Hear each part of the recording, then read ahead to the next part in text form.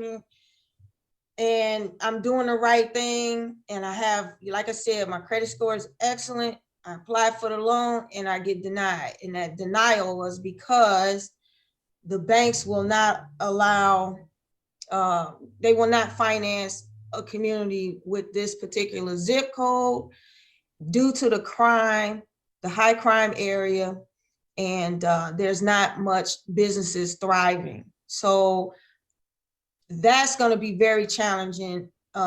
Whereas that was an obstacle for myself as well.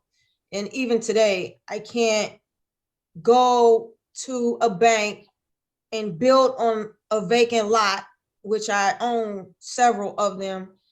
And it wasn't by choice. It was just because they're next door to me and I had to stop that nuisance of traffic. And I just went on and inherited by buying the properties. So it's going to be very challenging to bring that economic status up to code. And like I said, I'll do my research like I've always done. You know, the strengths, the weaknesses. I always use that SWOT: strength, weaknesses, opportunity, challenges, and threats. So seeking out to investors will be an option to invest in the community to help rebuild the 16th Ward. Okay. All right. Let me ask you a question dealing with who's supporting you, backing you in the 16th Ward. Have you talked to the business community? Yes, I've spoken to several businesses. Mm-hmm. They support me as well as the community, knocking on doors. And, you know, just in passing, I was at the CTA platform meeting people I've never met before and told them who I am. And they want to incorporate change. I've been to community meetings, and they were also amazed and happy to see a face and someone who is stepping up that want to incorporate change and improve the neighborhood. So yes, I have been reaching out as much as I can because I'm a full-time police officer, and it's kind of difficult when you're not working in the ward and living somewhere else. And you know, just an everyday thing. And by the way, I'm not a fly-by-night type person. So I've been putting myself out there to let them know that I'm serious. I'm a survivor. I'm not going anywhere in the 16th Ward.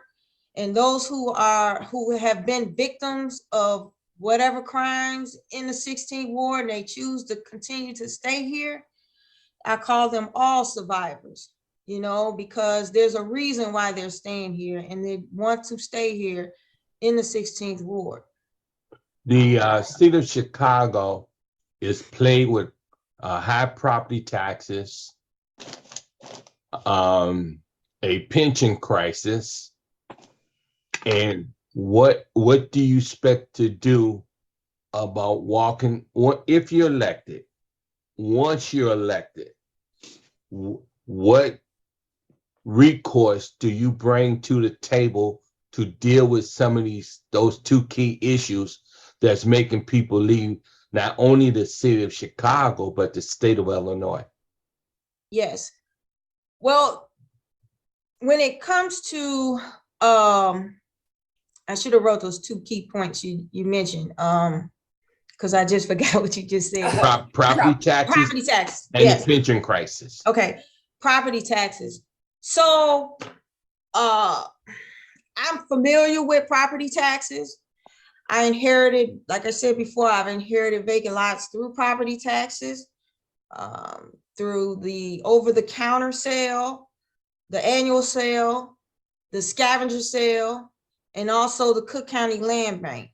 All three different programs, I was able to acquire vacant lots in the area. I've also went to the tax auctions, and that was another experience. A couple of them. You know, the sad part about taxes in the Black and brown communities mainly is that the taxes are high, they are expensive, and people are losing their property through delinquent taxes.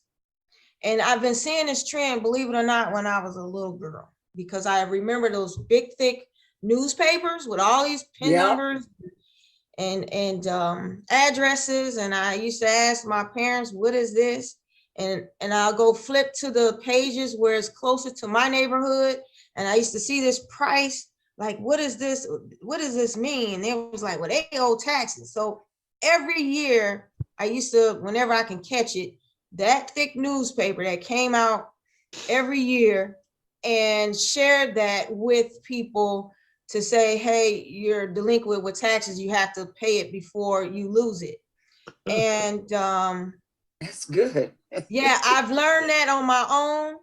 And 20 years ago, when I first came over here, I looked into these 2 vacant lots next to me at the alderman's office, and I was blown away. I was blown off. I didn't get any response back, who owns it, how to inquire it.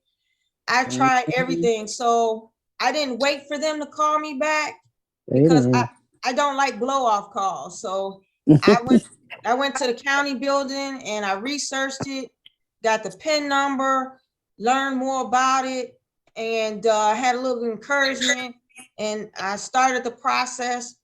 And then I noticed that there was a tax sale coming up, because I've always, caught it when it was coming out. I always catch it when it came out.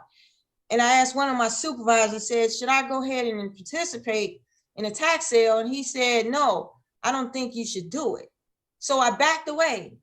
And all of a sudden, the tax sale took place, and there was a sign on all the lot, well, 2 of the lots, that was purchased by a tax buyer. And the one I was currently working on, I got real sad, because I'm working on this property to get over the counter. And then all of a sudden it was a tax sale that took place, and he grabbed it away from me. And what I've learned is, anytime when there's some open taxes on a property and it's still in a tax sale, the tax buyer can buy those taxes. So I had to redeem those taxes and then go to deed. And actually, I didn't know, I was researching for an attorney. So when I called that tax buyer that bought the taxes, he was so amazed at what I was doing at the age of 24 years old. He had no clue that somebody like me that took the initiative to try to acquire a vacant lot. And then he guided me to go see a tax attorney. I went to see the tax attorney. It was the tax attorney. I explained everything. I even showed him the letter that I didn't open. I had one open, one closed, and it was returned back to sender, and that was used in court. But the main thing he did, when I saw that one attorney, I told him everything what I was doing, step by step. And he stepped out of the office and brought his business partner, and he said, tell that story again. So I have 2 guys looking over me. I'm explaining everything, and they said, I have to tell you something. I said, what's that? He said, you are very young. First of all, he asked my age. I said I was 24 years old. And he said, nobody has ever came to my office so well prepared to acquire property. And you are the first African American to actually do that. And it really touched me and hurt, and they said, continue doing what you're doing. But I get it. I just want these vacant lots, because that's all I can afford. I can't do anything no further. That's all I could get right now. But they did take me under their umbrella, whereas I did go to tax sales with them. So I had more exposure. But again, I'm not the type of person that's gonna buy beyond my needs, because I cannot afford it. And I've told all my friends how I did it, how to do it. And this is all secretive stuff. I've had blow off call, face to face. Again, I told you I don't like blow offs. So I went to the county, and I asked questions, and these are legitimate questions. and they say, I'm sorry, ma'am. That's a conflict of interest, but it's a question. Yeah, it's a question. There's another thing. They went from live auction to an online auction. So this was years that went by. So I said, okay, well, I really, really want this lot. So I'm gonna go ahead and do it. So I went to the county building, and it was a room full of computers. Yeah. And I said, yeah, I want to try to sign up because, you know, I think you had to put a certain amount, a couple $1,000s down. And I didn't want to lose that. So I want to make sure I'm doing the right thing. And that guy from the county building told me this: I'm sorry, ma'am. This is a conflict of interest. I cannot show you. And I was so hurt. So why was it a conflict of interest? You know, I guess they don't want to tell you the right thing or wrong thing because they don't want to be caught up in that whole like a legal battle, maybe. Okay. That's why it's like a conflict of interest. But I'll tell you this though.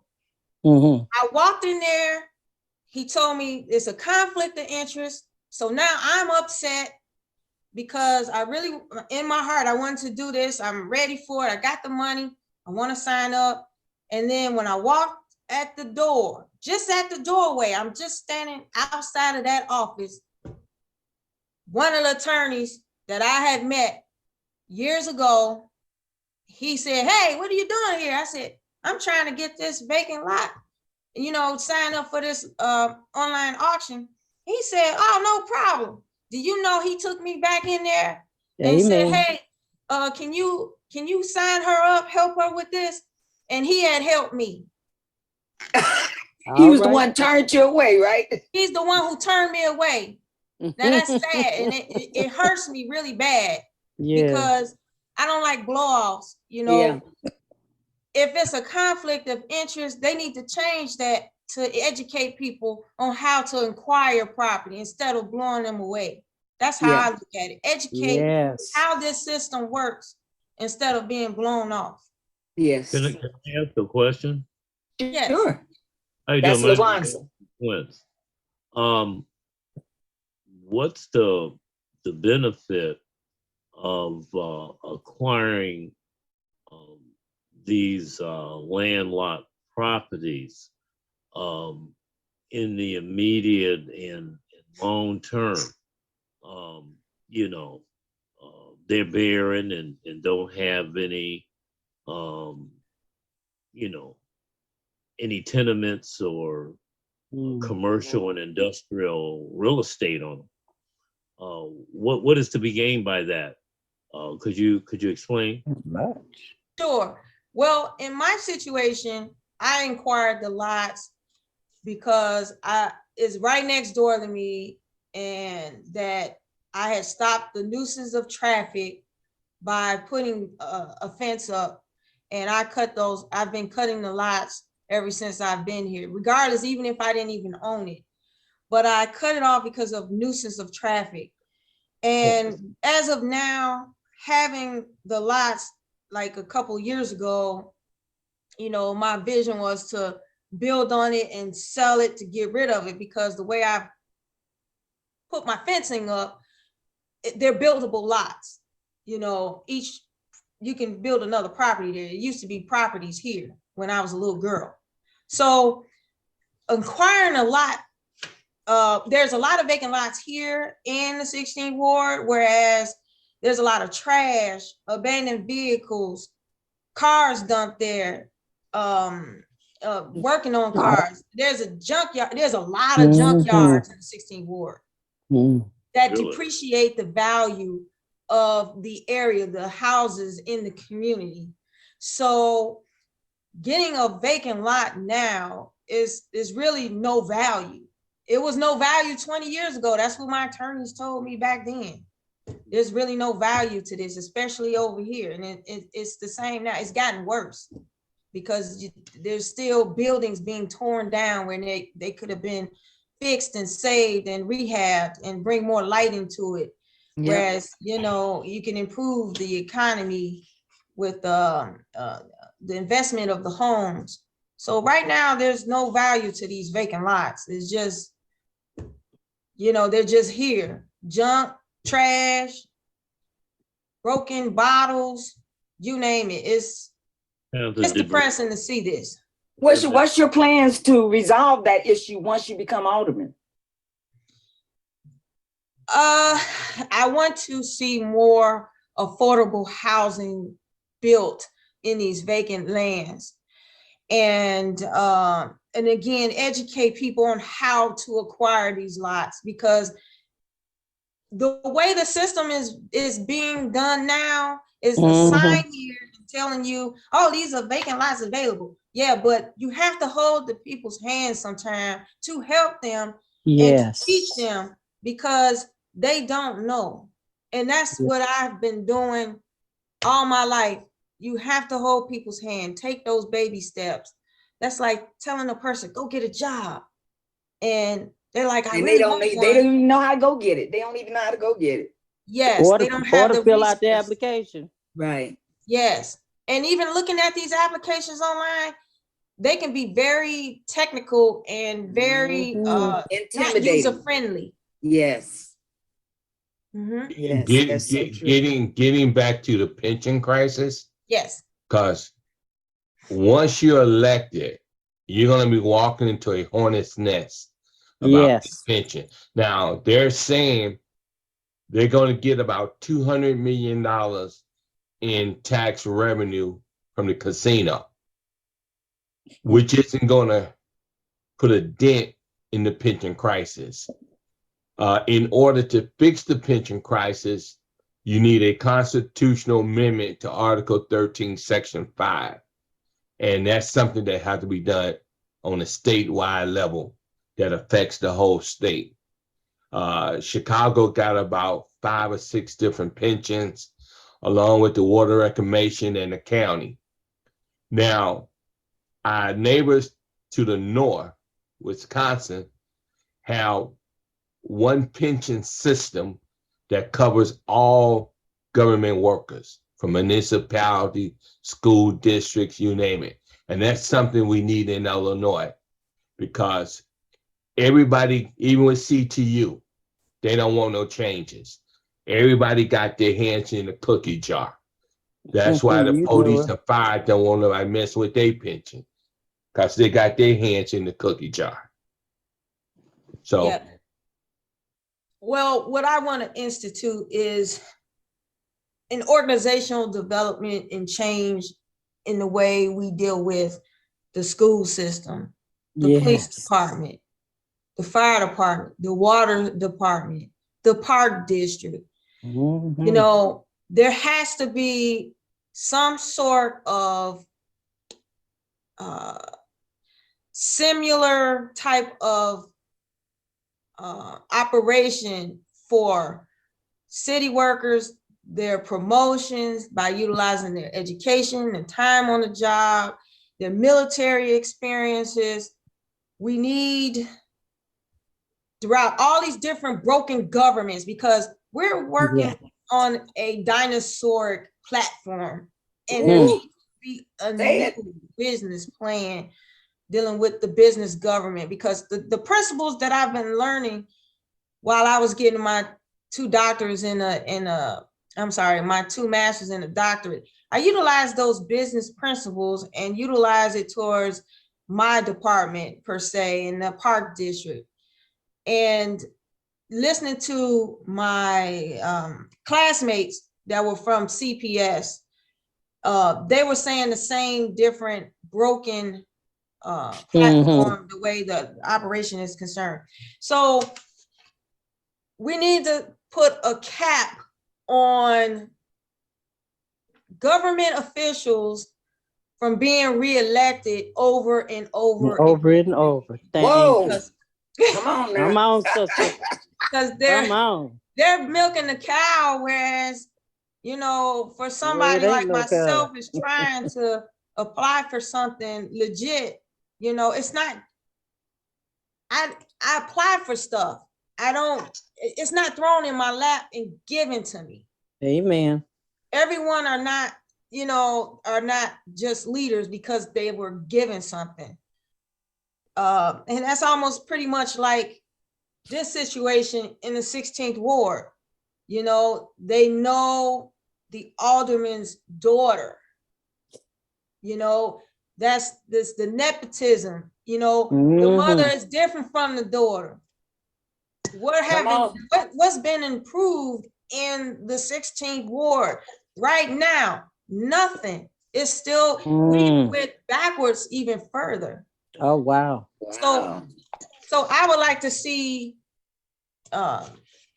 terms, political terms, Yes. being elected, not from election, you know, from one city to a county and all these different entities, because all that is making the city and state and county broke. Yeah. Can I ask a question? Yes. Yeah, Sure. You know, I'm glad that you brought up the subject of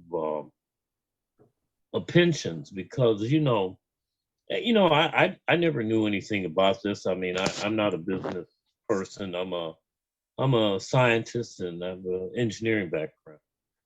I found out that pensions, that's like one of the biggest budgetary concerns, at least the management of pensions, like, government pensions for the federal government, state, municipal and local governments. And knowing that, because I mean, we're getting into the billions of dollars. Have you ever considered a plan, having a plan in place on getting Black people in those channels, and us acquiring the skills and education to be in a position to be responsible for the management of these pensions? Because we're talking about, this would create a a big body of workers with administrative and accounting skills and backgrounds in finance. You know what I'm talking about? Yeah. Is that something you ever, considered? Because that would be a novel and an interesting idea to pitch to the public, and it educates the public at the same time, and gets them vested, get involved in that type of initiative. Yeah. What do you think, Dr. Crump? Well, when it comes to pensions, like I said, we need a cap on this pension reform. It has gone out of control over the decades, whereas now it's going to be very difficult to catch up and try to fix things. This should have been fixed back when I was younger, because this has been going on for too long, and it's just getting worse and worse. Whereas, these newer positions in city government and county government, they adding all these new positions. I'm looking at it on TV. We got these new deputy directors and coordinators. They're making all these new positions that never existed. And that is also messing up our pension system. Another way of fixing the pension system is to offer a 401k. There's other types of investments in a pension. We're in a deep hole with this pension crisis, that's for sure. We need more of a global like sporting venue or something. We all know that the Bears is leaving. So now we have this Bear Stadium. Okay, let's do concerts, Soccer is a big, huge global Yes. sports teams. Let's start bringing that here in Chicago. Just like the Columbia Exposition, that was a big boost for the economy back then. We definitely need hotels in more hotels in the neighborhoods per se, because there's no hotel in the 16th Ward at all. Hey, excuse me, I have to go to another Zoom dealing with property taxes. Okay, all right, thank you. I put my phone number in the chat for you. All right, Okay, thank great. you. All right, now, thank you. All right, thank you Good for your luck. time. All right. Dr. Crump, you talk about work with the community and the police. How do you see that? We definitely need to have police in our community that look like us. Yes. And so what will be your strategy to make that kind of presence available? Ever since I've been on this job, I've been recruiting officers, as coming and going. And the initiative to bring in more African Americans into law enforcement is to bring those programs back into community policing in the school system. We had DARE, which helped prevent kids from, going into the drugs and the gangs, and the Officer Friendly. There's so many different programs that we need to bring back into the schools. And also, the parents need to educate their children that the police are not your enemy. Mm-hmm. We are here to serve and protect. Now, there are some bad apples, but there's bad apples in every organization, every government organization. So to really push for more African Americans on this job is very challenging. I give a lot of credit to the Black Fire Brigade organization, because the president there, he's a successful Chicago fire lieutenant, and he had started this program to get more African Americans attention to become EMTs, become firemen, and he also included law enforcement. And throughout his program, he also makes them take not only the fire department test, police test, he also encouraged them to take law enforcement as well. And they don't have to live in the city or the state. It just got their minds going so that they can merge into that career profession. And I support that 100%. Excellent, excellent. Just as we do you. So anything I can do to help you, you definitely can call on me.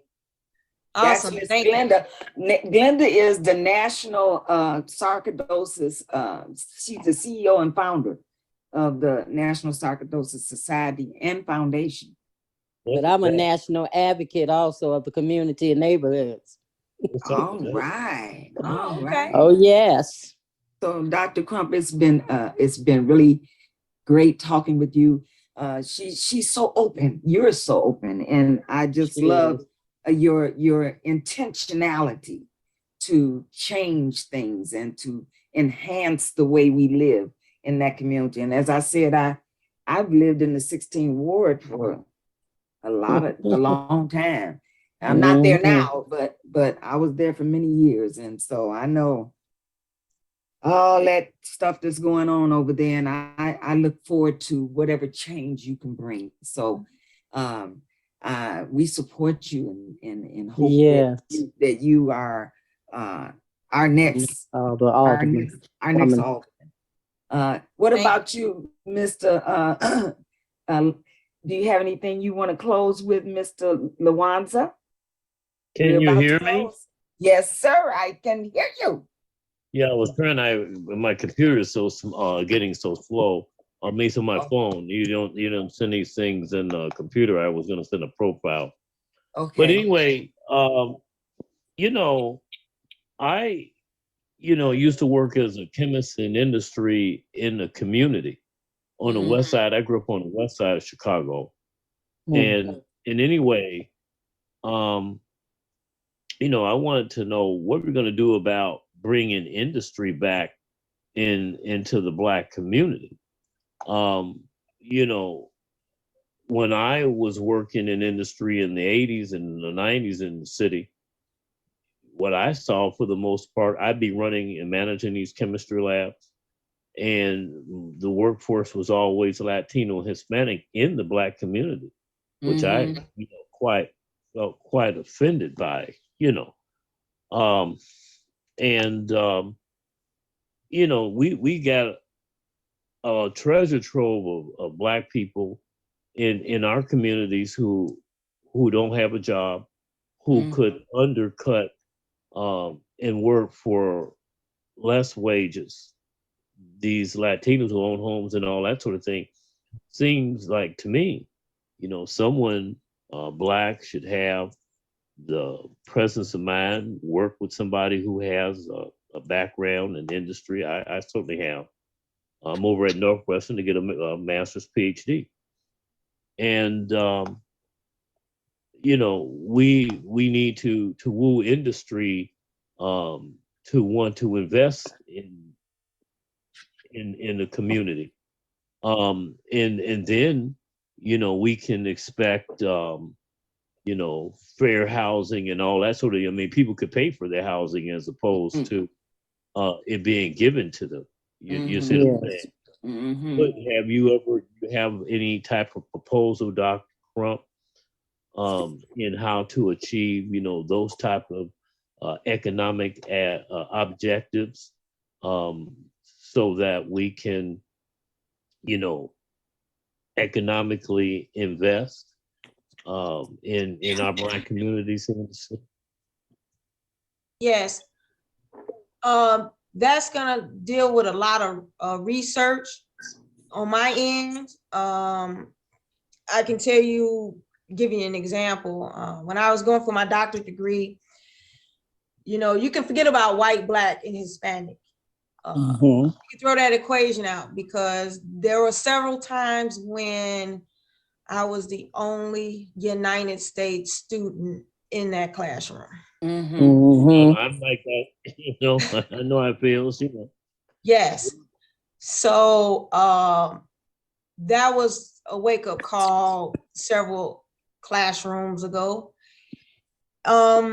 Looking at the big picture of education, if you go to United States of Education, there's a proposal that shows it indicates the racial ethnic groups of where we all are currently on the scale.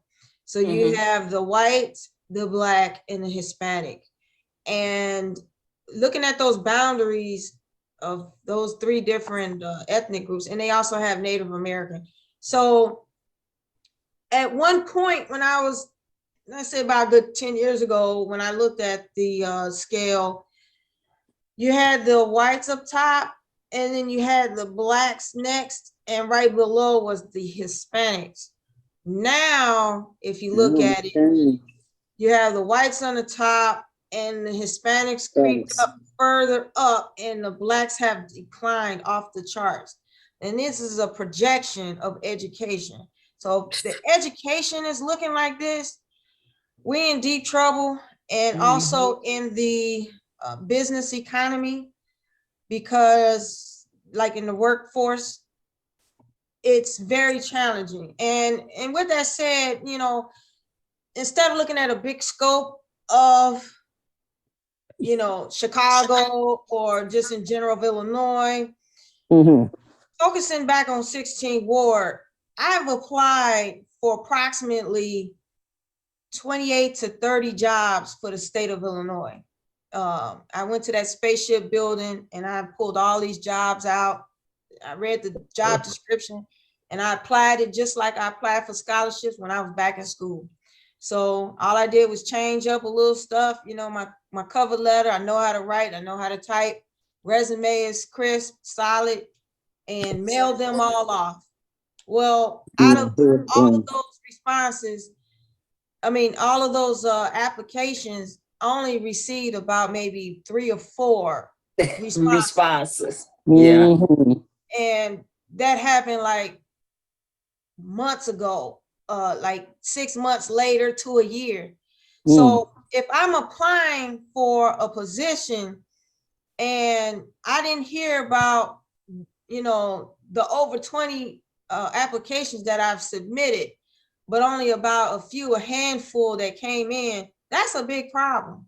Yeah.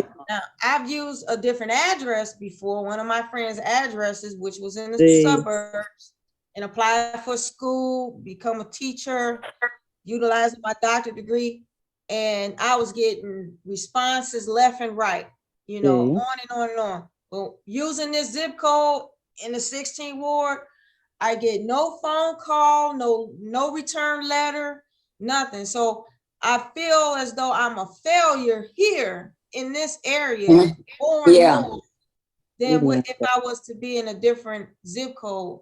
Now, if that's the case, sometimes it might be good to move out, you know, the neighborhood and thrive somewhere else because this is not moving fast enough or people don't feel safe. You know, you can't hold on people to not thrive. Sometimes this neighborhood can bring you down and you won't be nowhere. Yeah. Well, you know, I'm glad you mentioned that because you know there's a such thing called redlining. You know, Yes. Yeah. Yep. and you certainly sounds like you know that ward is one of the principal ones.